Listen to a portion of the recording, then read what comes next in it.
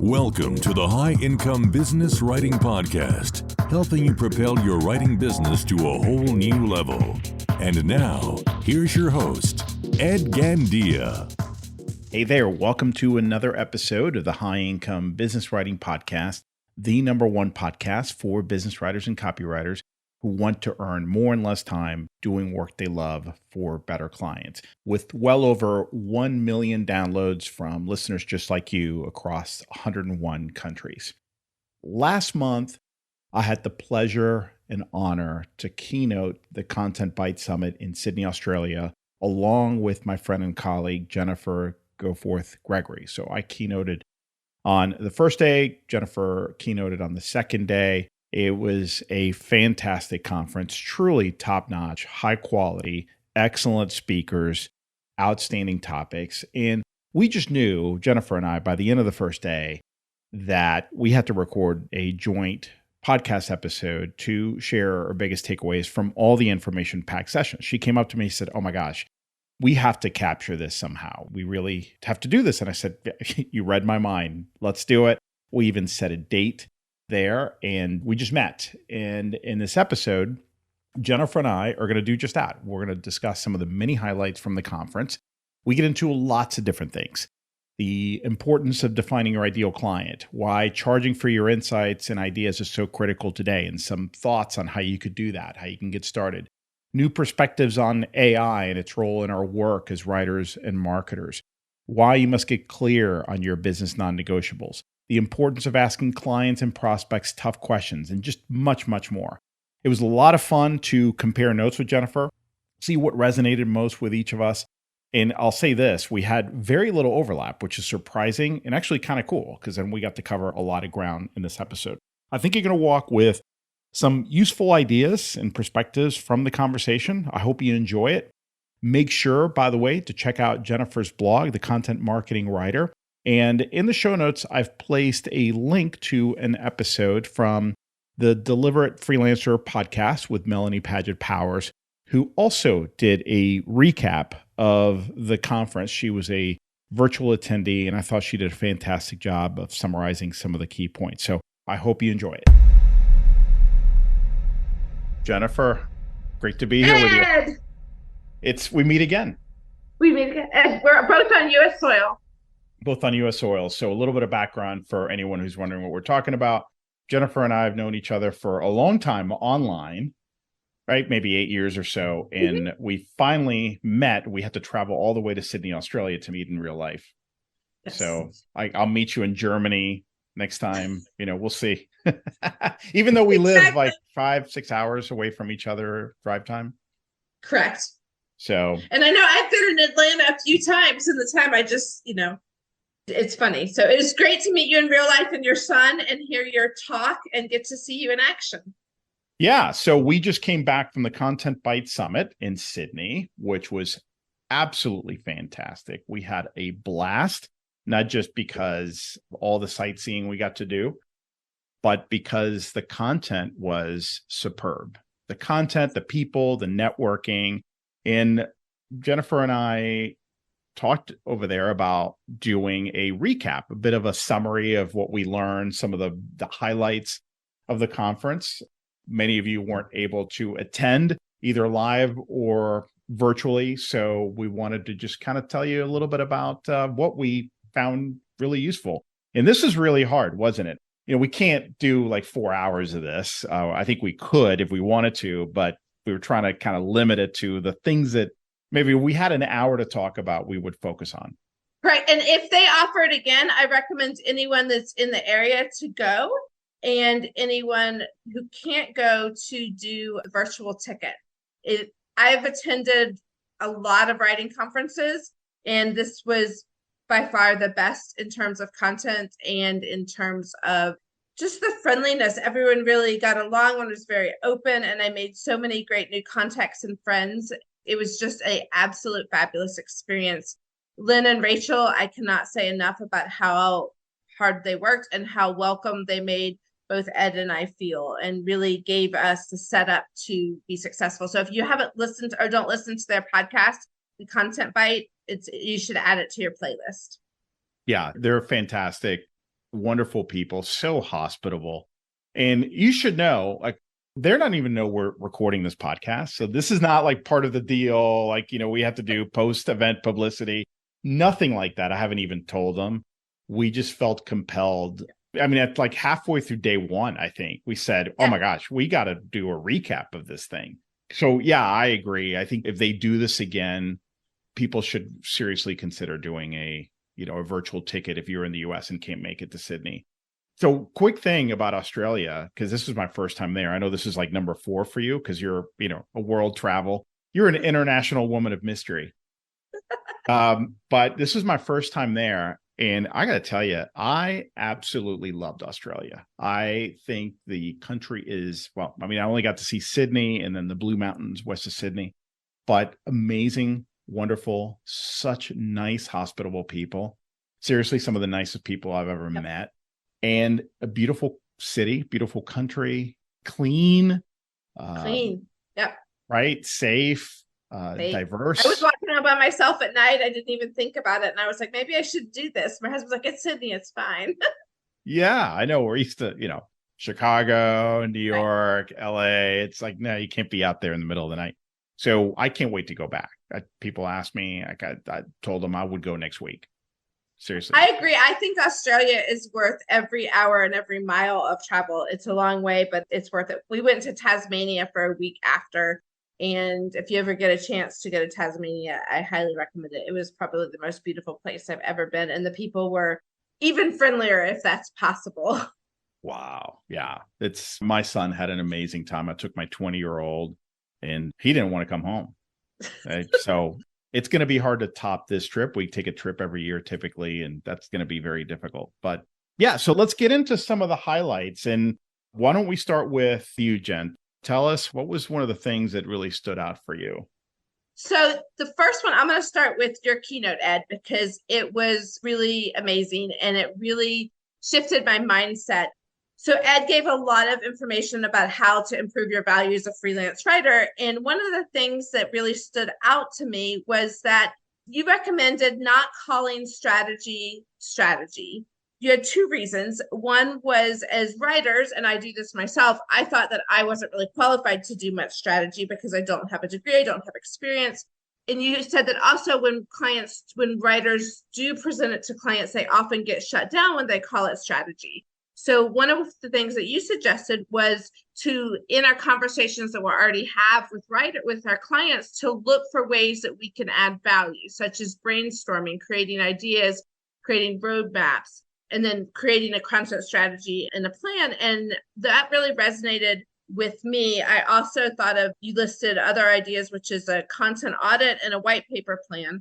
And what you recommended was looking for these opportunities and then offering as an extra service with an additional fee to provide that to clients. So say, as you're talking about what do they already have and they're saying they don't know, well, I offer a package for a content audit that is, X $100, X $1,000, depending on the scope, and would love to talk to you about that. I just really thought that was brilliant. And that's something that I'm going to do because, as you said, I've been giving away too much for free and was scared to offer it because of the word strategies. So thank you for that. Yeah, no, absolutely. That really resonated with people because in the Q&A session, that's where most of the questions were coming from. And I think what really resonated specifically with the audience was, hey, the biggest opportunity for these engagements, strategy engagements, come from conversations you're already having with clients and prospects, right? So it's not like you pitching something, which would make me nervous. Hey, let me tell you about this thing I have. Instead, they're contacting you for whatever, a white paper, a web copy, a landing page, an email campaign, whatever it might be. You do 3 things. First of all, you ask more and better quality questions because we're so used to just asking project spec questions. So of course, you're still going to have to ask those, but you dig a little bit deeper as to the why, what they're looking to accomplish, and so forth. And then you listen critically to what they're saying because you're looking for gaps. Do they have this figured out or not? Where do they not have this fully fleshed out? And then the third part is the pivot. And the pivot is a very gentle, here's what I heard. Is this correct? Great. I think the best way I could serve you is if we started with a, content audit, because what I'm hearing is this, that, and the other. Does that resonate with you? Yeah. And then I thought that made a lot of sense. See how they respond, right? And you're not presenting it as and then you say, is it okay if I tell you a little bit about it, or can I send you something on it? And you're asking for confirmation and for permission. And that's much better than now you go into full pitch mode, or what a lot of people do is it okay? Is it okay if we did this? No. It's like, I think the best way we could start is this way. So a little bit more confidence. Can I tell you a little bit about it, or can I send you something about it? I think it's perfect. And I think it's really relevant right now, because I know I've been looking for ways that AI can't replace. And all the advice, including one I've given myself, was strategy, offer strategy. And that felt scary. And this helps me do what I know I need to do to expand the services of my business while being successful. Yeah. Awesome. Well, I'm glad that resonated with you. So not that, I'm trying to return the favor, but I'm going to start with your stuff because this is so good. You talked about getting really clear on who your ideal client is. And then you hit home the point of having your non-negotiables. That's what I call it. In your policies, getting really clear on those and have them written down. And I love how the color you brought into the examples of look, I only work with clients who do and say these certain things. For instance, if they throw a curse word out there in our first conversation, that is huge thumbs up for me. Yep. You just notice the pattern. You're very observational, and you backtrack and figure out, why did this client work out? Why didn't this one work out? And then you said, look, I don't work with clients who are a-holes, period. And many times I think we're like, well, I don't like them, but I'll still work with them. And you're really, really clear on that. This idea of taking time to think about who's a good fit and who isn't based on past history and connecting dots is so important. I think too many of us say, well, I need the work, or who am I to judge? Or what if they're not really that? So we don't trust our instinct. Oh, no, that's nothing. Let me ignore that and proceed, because we're looking at the dollar signs. And then almost always when we don't trust our intuition, it's a mistake. So I really appreciated that from you. And that's from me messing up so many times. And I'm very sensitive, and all of those bad interactions really take a toll on me. And that's why I've gone back and really refined my ideal client. And one of the things, just to add a little bit, that I see writers do so much is when it doesn't work out, they either think they're a bad writer and need a new career, or they blame the editor. I see that. I saw it recently on a post of my Facebook page. It's the editor's fault. No, it's not, but it's also not the writer's fault. It's not a match. And so when you blame yourself, or that the editor is not good at their job, you miss the opportunity to learn how to better pick your clients. And I really think that our success is defined by the clients we turn down. That's so powerful, right? That's not how we think of it, but no. That is so true. Mm-hmm. I love the fact that you emphasize that everyone is going to be different in terms of the clients and the projects they take on. And it should all be aligned with your values and your situation in life. And because you brought up a great point, when you describe the kind of projects and clients you take on, a lot of last minute stuff, on the surface, that sounds like a nightmare to me. But that's because I'm in a different place in my business and in life. Yeah. And so you take a lot of last minute stuff because you don't want to plan out 4 or 5 weeks out. You've got your dog rescue, right? First of all, your kids are out of the house. They're in college now. Yeah. And you have all these other things, and you want to be able to not plan out too far so that your schedule is flexible. Right. So I can do what I want to do. If I plan out my work, book out too far, I don't know what else I'm going to want to do. Your hands are tied at that point. Yeah. The other reason, and I don't know if I mentioned it, is I'm a huge procrastinator. And so if I have long deadlines, I'm going to like waste my time and wait to the end. But if I've got 3 days, I'm going to get it done in 3 days. Got a low deadline. And then I make more money.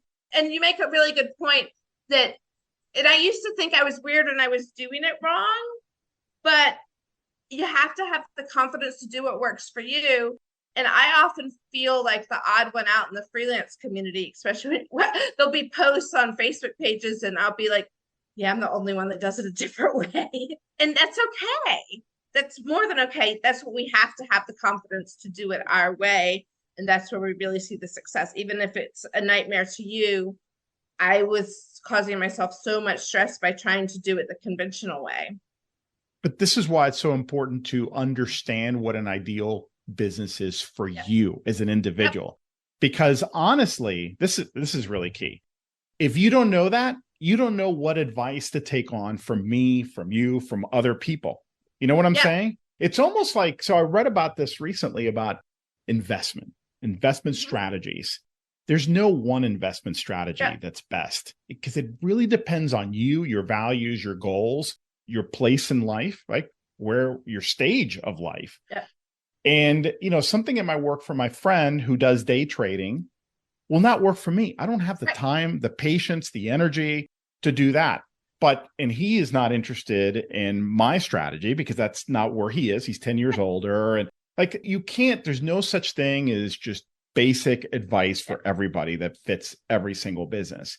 So if you know what you stand for, what your values are, your non-negotiables, and what you want to get out of your business, that to me is the killer app.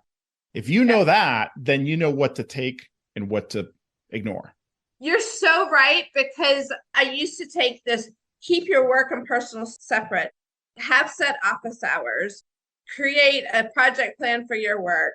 And I used to try to take that advice, and that doesn't work. I have to not ignore that advice, but no, that's not for me. But other advice, which is such as time tracking, is really important for someone that runs a business like myself, because I need to know my internal hourly rate. I need to know my productivity. And it's much harder because of the way I run my business. And so by knowing my ideal business, how I'm going to do it, I can then take that type of advice to heart. Love it. Love it. So great So stuff. what's your next point? All right. So there was a lot of conversation about leveraging AI as a tool, and which is wonderful that we're having that conversation now, because I think we're kind of I think a little bit past the peak of the hype cycle. We're not quite where we were a couple of months ago. So we're able to have better conversations about it. And there were a few sessions that were super practical. So first, a comment from Ross Page, who said, AI isn't reliable or a replacement for a human writer. I said that one agency she worked with said, it's just mansplaining as a service, which I thought was brilliant. So I had to throw that out there because that's one of the better lines about AI from the conference. And then Carrie Sackville talked about ChatGPT as an idea thesaurus and creativity tool. And that to me is the ideation, is a huge benefit of these tools. I am seeing a lot of people get really hung up on this, than just calling people who use it for that, a bunch of sellouts, because, hey, now you're not going to think for yourself. I don't take that limited view of it. These are tools. So that's the same thing as saying that spreadsheets and calculators are going to make us math dummies. Right. I mean, I think that's too good of an example or a comparison there. I agree with you so much, because that's how I use it. And you wouldn't call mind mapping software is a sellout. It's or brainstorming software. It's something you use to spark your own creativity. I use it as I would use a colleague. If I'm coming up with headlines or ideas, I brainstorm off of it. And I don't think I've ever taken something verbatim it's given me for any idea. I use it to add my own creativity. It was really eye-opening to me to hear it called a creativity tool, because that's what I've been using at and have struggled to figure out how to name it. I think, Jennifer, it's almost like if you had a good friend who was this wise old man or woman that you came to, kind of like Neo in The Matrix, he went to that lady, whatever her name was, just for kind of advice and guidance. Miyagi and Karate Kid. Yes. and you got an idea from that conversation every time, and then you Right. use that. Are you a sellout? No, I think you're smart. You still have to be creative in order to know what's truly creative and what's going to work. So I don't think this is going to make us like right brain lazy. So it I is think what it it makes is. us more creative. It makes me more creative I because it agree. makes me trained not to take my first idea, not to take the first thing, but then take it to the next level. And when I'm doing it by myself, I'll often settle for my first idea. And I've realized that I need to keep going. And that's really helped me tremendously. And Yeah, I think that you mentioned it's smart. I think successful people use the resources that are available to them in the way that works for them. And that's what this is. It's a resource that's available. And I do think that those of us that use it, learn how to use it to help take our own expertise to the next level, will eventually stand out from those that don't because we're using a resource that's available. absolutely. I threw a line out there in my presentation that I'm not sure how it landed with people, but I said, look, AI is not going to replace you, but a writer who's very strategic and is using AI for ideation, synthesis, connecting dots, and so forth will probably replace you because they're going to be so much more efficient. And I think the ideas they're going to come up with are going to be better, stronger, and more of them. So that was my whole point. Again, are you better doing math, by hand or better with spreadsheets and a calculator? Are you going to be more efficient? So Susan Riach did a whole presentation on how to use AI in these tools. And it was very practical. And she threw some great stuff out there. She said, the biggest place I see people going wrong using AI is giving it only one or two sentences and expecting it to produce a whole web page or landing page, et cetera. I think that's where, kind of that was phase one of using these tools is like, I'm going to ask it a question and I'm going to expect magic. And what we're finding is that, no, you have to be better. You have to learn. And you've done a whole course on this, Jennifer, right? It's like, you got to know how to coax the right information out of these tools. Don't give up too easily. So one idea she said is, if you try one thing on AI, try this.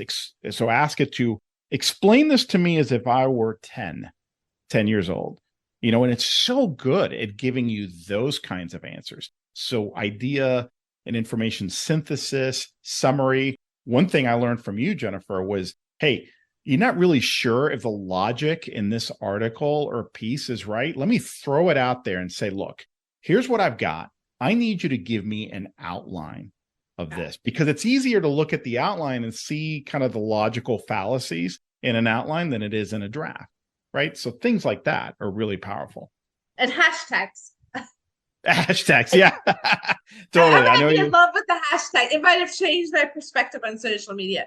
Those were some great points. Did you have anything else you want to add, or do you want me to go on to mine? So I'm going to do one more on Susan. She said, use AI as an honest critic.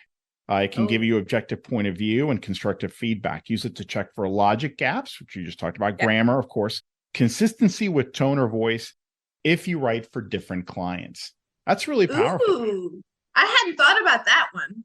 Yeah. So I tried this the other day. I fed it 4 or 5 different articles of mine.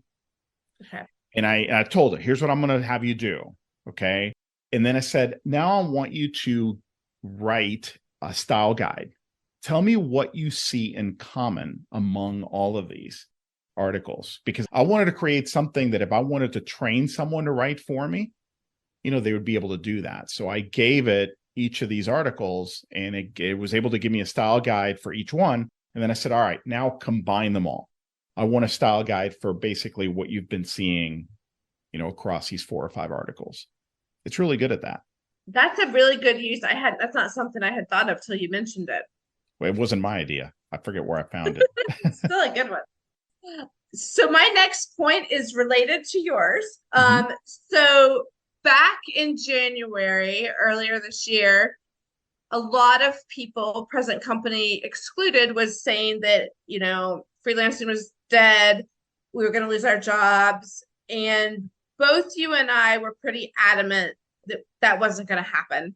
And that those that were not doing very low level content mill type work really had nothing to worry about if we embraced the tools. And there was a fear that I had seen in the freelance community earlier this year that I had never seen before. It was very disconcerting. And at the conference, I had such a different feeling. I walked away knowing that you and I were right, that AI is not taking our jobs and it's transforming our industry, but it's not putting us out of work, which are two very different things. And I felt other writers and the speakers were curious about the possibilities and how to talk to their clients and how to use it, not fearful. And it was really a relief to know that we predicted correctly and that other writers were now feeling more confidence. One of the quotes that I had taken from Rosalind Page, she had said that people had claimed they had lost work from agencies due to AI, but she surveyed some of her agencies that she knows and works with, and 90% said that they had not changed the number of human writers. And that really stuck with me. And it's so easy to hear and stick with the one story, anecdotal story of one writer that lost their job too, which yes, they're out there, and think that's the truth in the main way we're going, but it's not. It's not. Yeah. Keep in mind that a lot of people have financial incentives to craft headlines and content that gets clicks and eyeballs.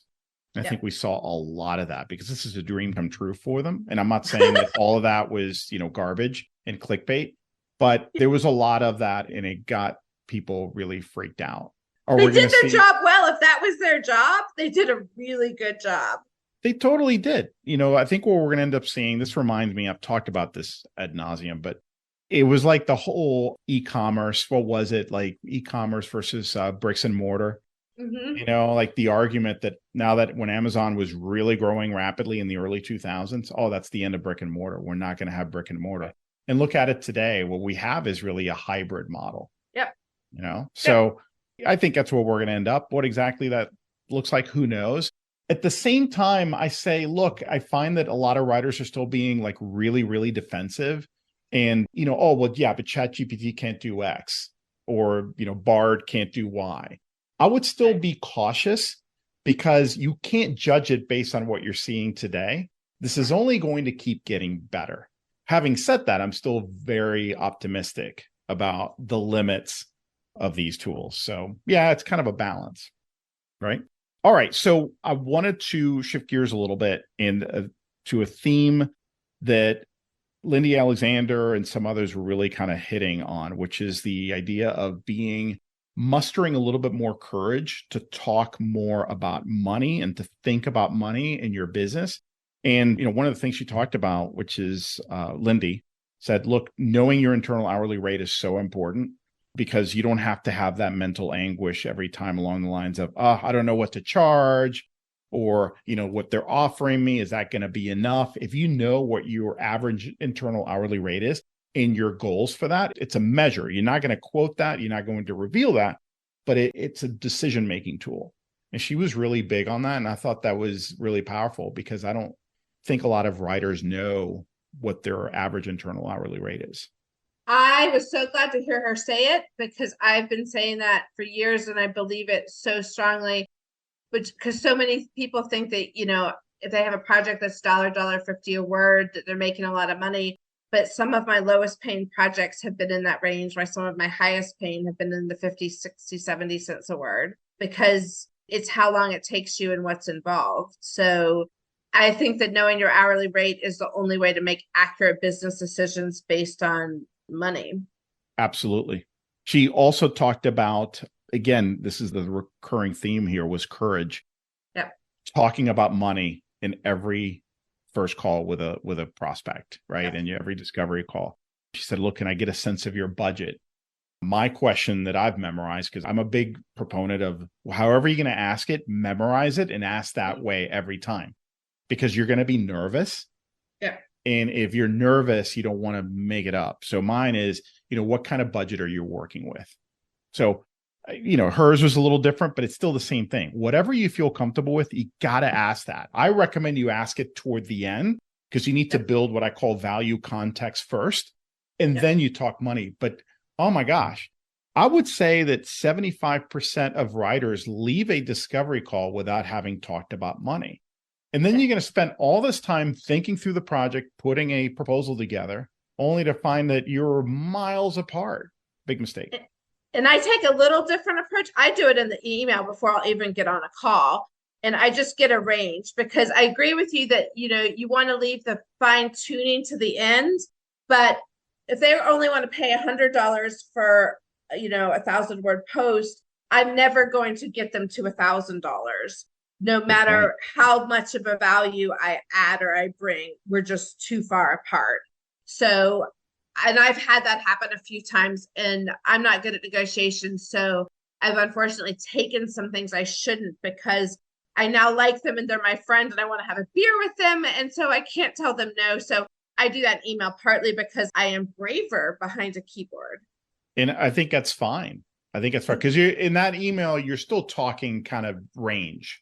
Yep. I say ballpark. I say, I want to make sure we're in the same ballpark. So I want to get a range for your budget so that we make sure we make the best use of each other's time. I think that's smart.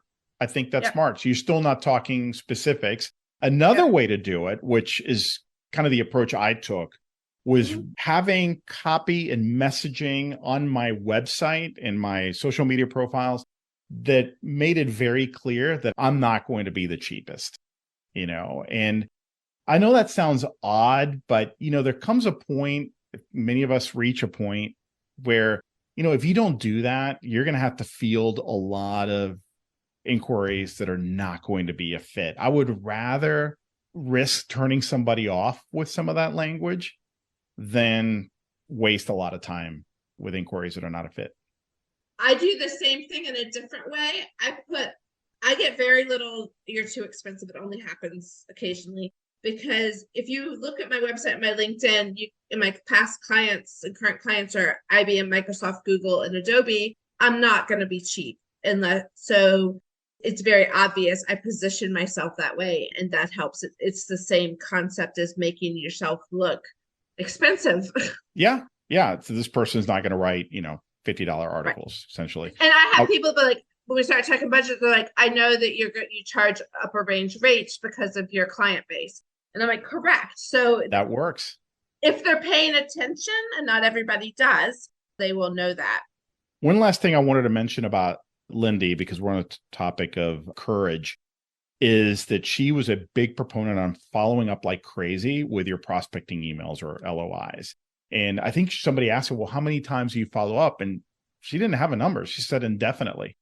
Me too. Which, I'm not sure if I agree with you indefinitely, but I think her point was taken, which is don't, first of all, most people don't follow up. And if they do, they might follow up once.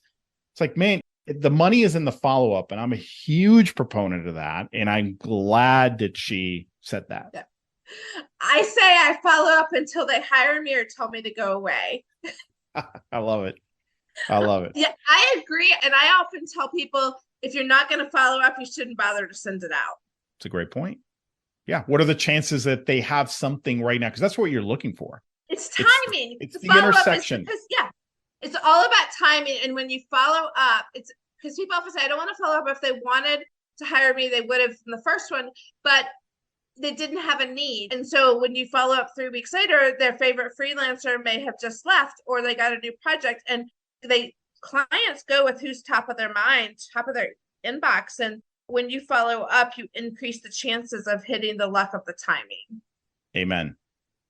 All right. So what was the next one for you, Jennifer?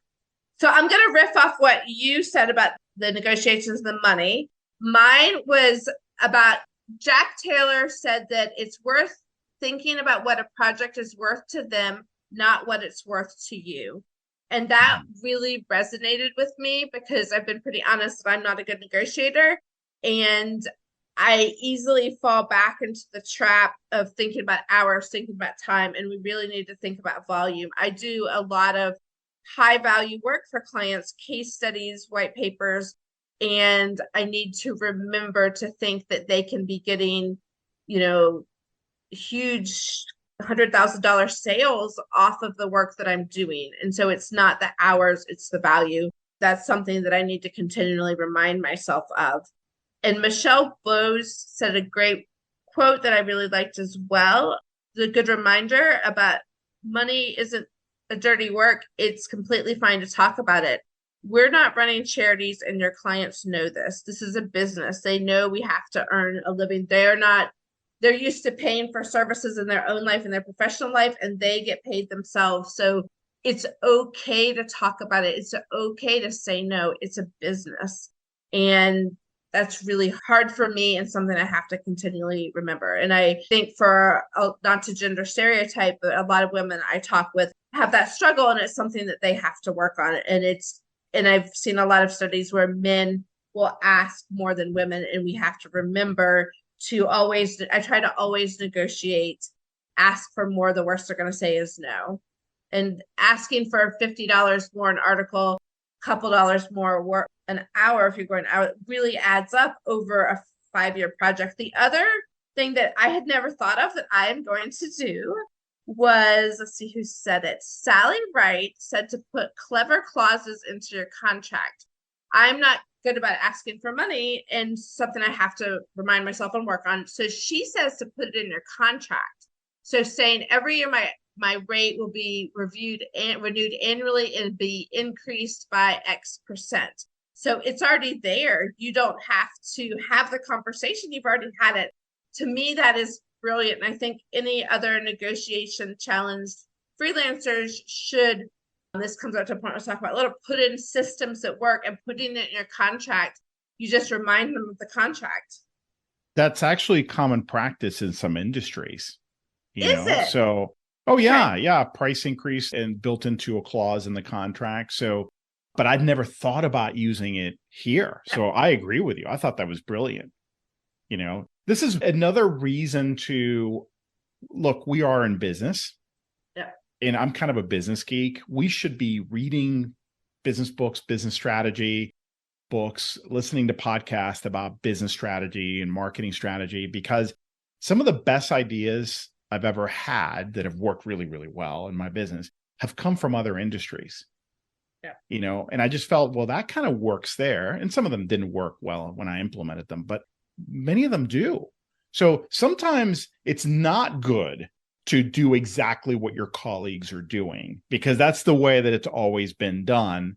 And who's to say that that's always the best way? Sometimes you have to bring in ideas from other sources. That's a really great point. So many writers think of ourselves as writers, and we stay in the writer industry. We go to writer conferences, we read writer stuff, which is great. I mean, you and I do that. And we need to also think of ourselves as business people and gain that knowledge and look outside. I also wanted to point out something that Lindy said, and it's not to toot ears and mind horn, it's to help remind everybody of the value of sharing your story. So Lindy has gone on to help a lot of other writers with her work, especially in Australia. And I might cry here, but she publicly said at the conference that the reason she started sharing her story was from a podcast episode that Ed and I did in 2016. And so it was about where I lost all my clients and found more work and made it 6 figures. And because I had the courage to be vulnerable and try to help other people, it in turn, and Ed had, shared the story, it inspired even more people because it inspired Lindy to do the same. And to me, that was very powerful about being vulnerable and putting our story out and talking about money. Because we don't know the impact it's going to have. That was 8 years ago or 7 years ago. Isn't that crazy? So right. Yeah, it starts with you having the courage to put it out in your blog. I read it and I said, this is brilliant. I didn't know you. I approach you and say, right. Hey, I don't know, but I'm wondering if you're even interested or would even consider it coming on the show. And he said, oh my God, I would love to. Yeah, I know about you. And you came on and we had this great conversation, and look, it inspired many people, including Lindy, who's gone on to then take her business to a whole new level and now help multiple people do the same. So I think to me, it's like, you don't have to have a show. This is really more about you sharing, like you said, your story, a little bit of advice with, your colleagues, things that have worked for you, and then listen to them as well. Because we didn't say this, but one of the biggest values of a conference like this is the conversations that happen at dinner, during drinks, in the hallways, during breaks. That's where the real magic happens. We're talking about the stuff we heard, in the conference room, in theater, but it's the magical stuff. A lot of it happened outside. And the friendships that I know I've gained, I've already been connected with people online and that will go on to help me with my business. And so you're right, that is completely it. And I want to point out something you said, want to riff on it. You don't have to have, Lindy started a blog, which is a fabulous blog, Freelancers Year, if you don't follow it. But you can share it in a Facebook group. You can share your story in a Facebook group. You can share your story on your LinkedIn page. There's so many different, you can go to a conference and talk to other people about it. So many ways you can do it in a small way that still influences and inspires other people. We have to not be scared to talk about our success. And we have to also not be scared to talk about the things that we've done wrong. Amen. Amen. All right. So I'm going to go to another point here that stood out for me. And this is from Anna Featherstone, who said, so she helps people write a book, and she's got a lot of stuff on book writing. And she was encouraging people who have ideas to think about creating a book, writing a book. She said, when you create a book, you create content for articles, for podcasts, you become an expert yourself.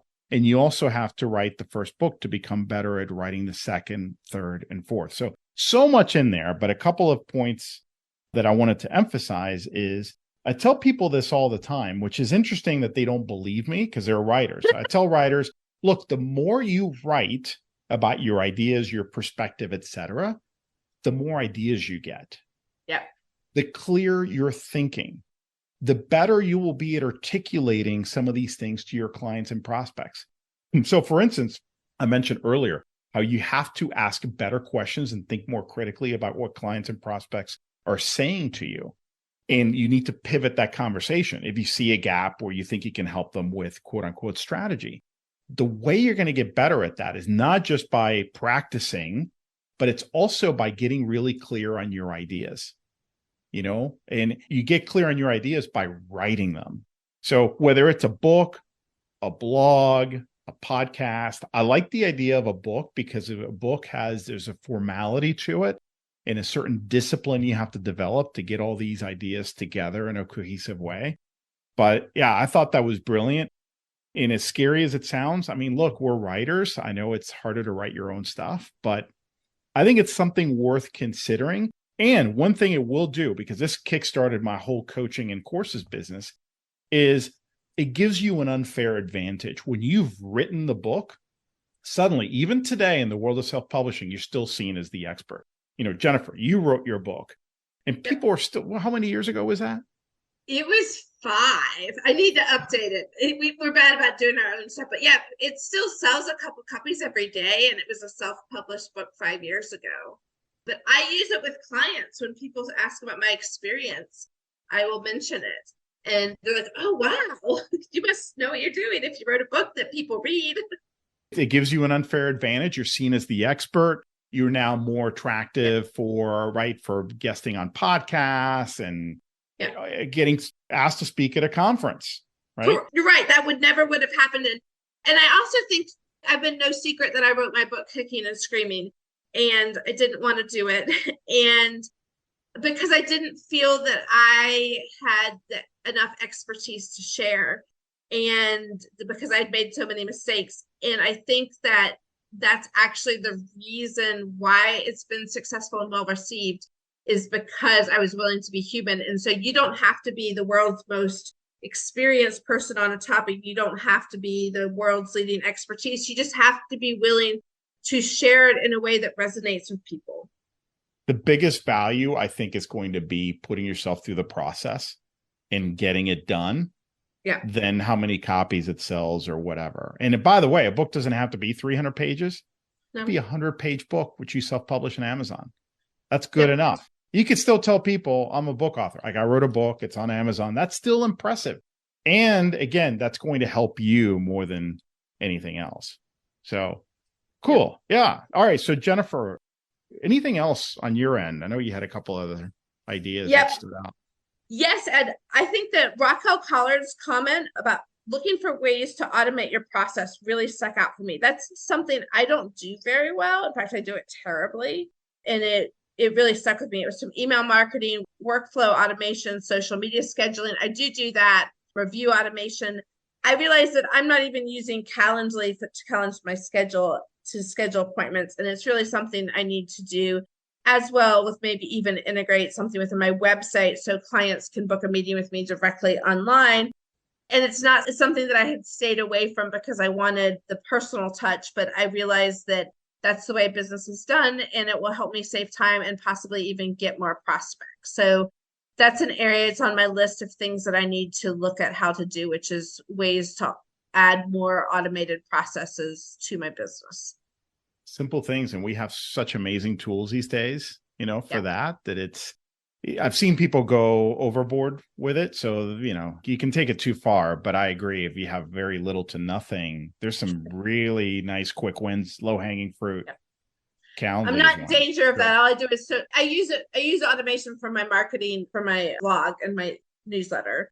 But other than that, and that's because someone else that I paid that knows how to do it and is an expert set it up for me. So I need to look into that, which is funny because I write about tech and how to use these tools. The cobbler's kids have no shoes, right? So that's a big one from me. Ed, what was your next point? Well, why don't we wrap it up with one that I know you and I really believed in and resonated with both of us, which was the idea of investing in yourself. Especially Valerie Koo talked about micro-credentials. So can you speak to that? And then I'll add some thoughts. Yes, I was really excited. She talked about how there's a lot of free courses, short ones, long ones, certifications online now that can help us. And it really opened my eyes into different ways that I can help, satisfy my curiosities and make myself more marketable. And she pointed out that you should do it because you're interested in it, not to make yourself more marketable.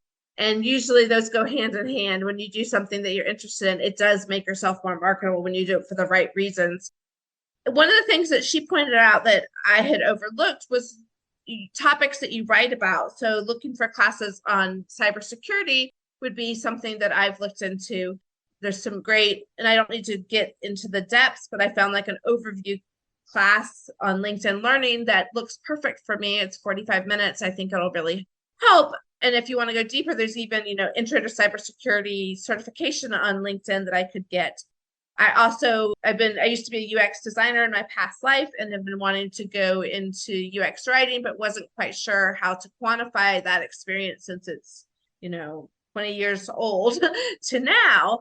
And I found free Google certification on UX design that I would like to pursue at some point. So a lot of times I hear writers say they need a degree, they need to go back to school, they need to do it on a big scale. And Valerie really stressed that micro learnings can really have a big impact. I love that term, micro credentials. Yes. Because that's exactly what we need. It's kind of very pointed, surgically focused topics and ideas. And I'm with you 100%. I remember I started doing a lot of work for software companies that go after manufacturing companies. And I had to learn a lot about lean and agile and the Toyota production system. And this is like before you had a lot of these free courses online, but there were a ton of YouTube videos. And then I read a couple of books and it was fascinating. I mean, I did it at first because I kind of needed the background, but just kind of, creating your own curriculum if you wanted to, which is what I did on some of these, esoteric topics, cybersecurity, like you mentioned. I mean, that could go a long way. So it's not just about the writing. It's not just about building and growing a better business. It could be topics related to your target market that would make you the obvious choice, which is really what I tell people they need to do is you need to present yourself as the obvious choice. You're the geek, the person who's really geeked out on their industry or the industries they're targeting. And that just sets you apart. I think in this world, what clients really want are not writers with better chops. I think what they're looking for is writers who are already good, who really get their industry and the industries they're targeting. I think you're 1,000,000% right on that. Have you looked at LinkedIn Learning? There's so much out there for free. There's like free certifications that will go on your LinkedIn site. Like you can get a digital marketing one, you can get an SEO one. And they're interesting. There's videos by professors and they have little quizzes. It's easy, something you can do. And most of the ones I saw were short, they're like 15-minute modules. So you can fit it in, I was starting to do one last year and, got sidetracked. But for a couple of weeks, I watched one video every day and need to get back in that habit. It was a very positive habit. So, but it's free and most of them have great content and also look impressive because they can go on your LinkedIn. Yeah. Well, and I think the problem is that there's so many. It's like, where do I even start? I'll say this. We encourage this. At the same time, don't use this as a reason to procrastinate on your marketing, for example. And that's a good way if you set up you do 15 minutes a day or a couple times a week. Or set a goal. It's like, hey, as you're setting, I believe in quarterly goals, as you're setting your quarterly goals now for Q4 or wherever, is I'm going to take 2 classes in some very specific topics, or get a certification on UX copywriting or whatever it might be. But set it as a goal. Once you have it as a goal, okay, well, I know what I need to complete. So what would that look like in terms of my schedule? Rather than just kind of going in, because I know a lot of listeners to the show love to learn like I do, but you got to balance things out. It's a very, very good point. This has been so much fun talking about the conference. And I also, if you did not attend and want to hear more, Melanie Powers-Paget did a great recap. She did. On her Deliberate Freelancer. Highly recommend that. She brought up some different points. We made sure we had some different ones. There's a few overlaps. And the Content Byte Summit did their own recap. And also, if you go to Twitter, now X, and look at the hashtag, Rachel, who is one of the organizers, did a fabulous job of live tweeting all of the quotes. Yeah. And the way to find those, the best way that I found it was the hashtag, the Content Byte Summit. So and that's you one can good read way. through it and get a lot from the conference. I highly recommend doing that because different things will stick out to you than stuck out to us, because Ed and I both were at the same conference and came up with different takeaways for the most part. Absolutely. Well, this has been fun, Jennifer. Thank you. It was always great talking to you. Yes. Yeah, it was so awesome to meet you in person. Yes. And thank you for having me on the show. Oh my gosh. You can come here anytime. You just tell me, and if I don't hear from you, I'm going to definitely Delete me. No, I'm going to find you. So thanks so much for your insights. I appreciate it. And I hope everybody got something, at least 1 or 2 golden nuggets out of this.